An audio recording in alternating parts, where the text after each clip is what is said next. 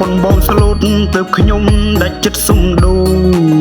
សូមបងអាសូរព្រមដូរប្រពន្ធនឹងខ្ញុំផងសង្ឃឹមបងនឹងយល់ហើយព្រមបំពេញបំណងសង្ឃឹមបងនឹងយល់ហើយព្រមបំពេញបំណងដោះទុកខ្ញុំម្ដងខ្ញុំសងគុណបង10ជាតិបុណ្យកានប្រងព្រាតឲ្យតែបងដូរប្រពន្ធ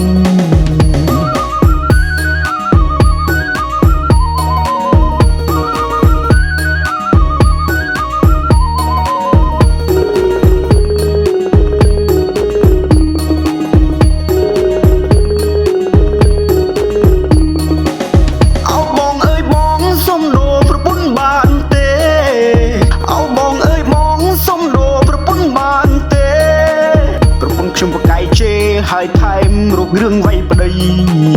អត់ប្រកាន់ណាអីសុំដូរយកប្រពន្ធបងស្លូត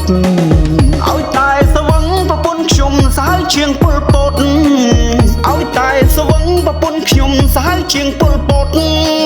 ឃើញប្រពន្ធបងស្លូតទើបខ្ញុំដាច់ចិត្តសុំដូរសូមបងអាសូរព្រមដូរប្រពន្ធនឹងខ្ញុំផង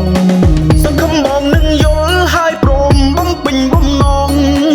សង្ឃឹមបងនឹងយល់ហើយព្រមបំពេញបំណងដោះទុកខ្ញុំម្ដងខ្ញុំសងគុណបង10ជាតិបុណ្យកានប្រងព្រាតឲ្យតែបងដូរប្រពន្ធ